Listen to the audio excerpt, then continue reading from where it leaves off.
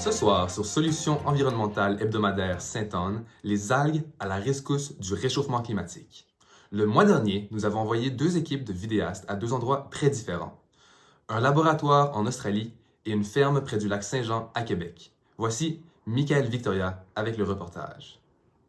Nous faisons face à un grand problème. Alors que la population mondiale ne cesse d'augmenter d'année en année, les besoins de ces masses se doivent de suivre. En effet, ceci engendre une croissance de la classe moyenne globale qui se voit demander des diètes plus diversifiées et riches, donnant naissance à une hausse de la demande de viande et de lait. Bien évidemment, cette croissance fulgurante met les ressources de la planète en guerre avec son environnement. Dans l'agriculture, le secteur du bétail fait partie de ceux ayant le plus grand impact sur l'environnement. Chaque année, un bovin libère entre 70 et 120 kg de méthane, un gaz à effet de serre 80 fois plus puissant que le dioxyde de carbone sur une échelle de 20 ans et 28 fois sur une échelle de 100 ans. Ces nombres ne peuvent donc pas être négligés car, à eux tout seuls, les 591 000 bovins au Québec produisent au total plus de 41 millions de kilos de ce gaz à effet de serre. En effet, la production animale est un contributeur majeur au réchauffement climatique, avec un impact plus important que toutes les voitures, avions et navires combinés ensemble. Il est donc impératif que la manière de production s'adapte aux changements sans précédent que va faire face notre planète au cours des prochaines décennies. C'est ici que se présente une nouvelle solution révolutionnaire à ce problème. Une petite microalgue rouge, Asparagopsis taxiformis. Le nom du processus de production de méthane se nomme méthanogénèse. La dernière étape de ce processus chimique peut se décrire en 2 étapes.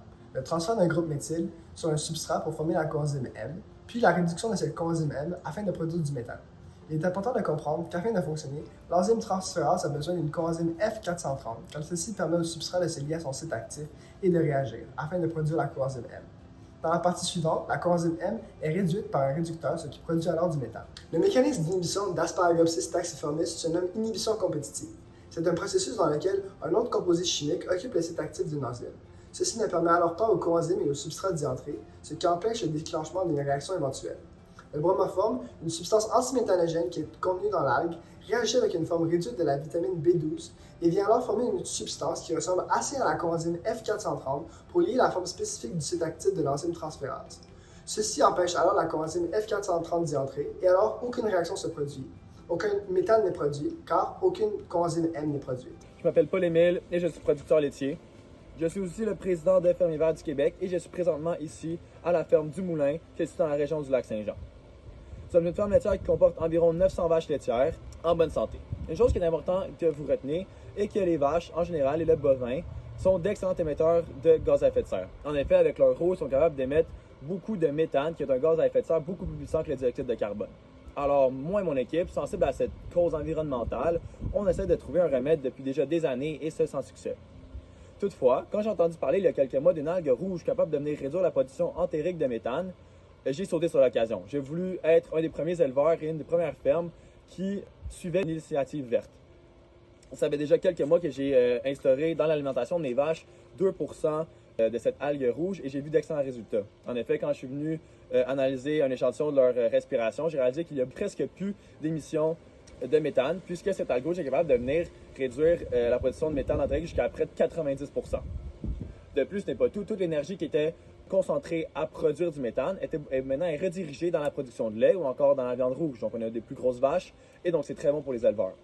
On voit un peu ce côté-là donnant-donnant, des deux côtés de la médaille. Donc, c'est bon pour l'environnement et c'est bon pour les éleveurs alors qu'ils produisent plus de lait et plus de viande. Et donc, c'est pour cette raison-là que je recommande cette façon de faire-là à tous les éleveurs du Québec pour essayer de réduire l'empreinte écologique de l'élevage. Allons maintenant rejoindre notre économiste, Jean Villeneuve. Bonsoir. Bonsoir, Jean. Au niveau politique, que gagne le gouvernement à supporter l'utilisation de cette technologie? Le gouvernement a beaucoup à gagner pour augmenter son appréciation au sein de la population. Effectivement, selon une basse estimation, on verrait des réductions de 41 millions de kilogrammes d'émissions de méthane, permettant au gouvernement de jouer sa part dans l'engagement global contre le méthane, tout en plaisant la population qui est de plus en plus sensible à la question du climat. La construction de ces infrastructures viendrait aussi favoriser l'économie, avec plus de 6300 nouveaux emplois pour chaque milliard dépensé.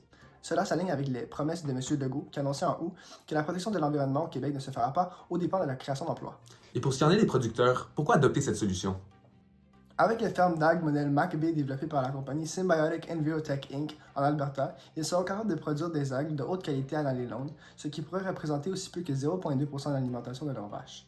Ce supplément est lié à une croissance plus rapide des bovins et à des taux de production de lait et de viande plus élevés, donc plus de profit.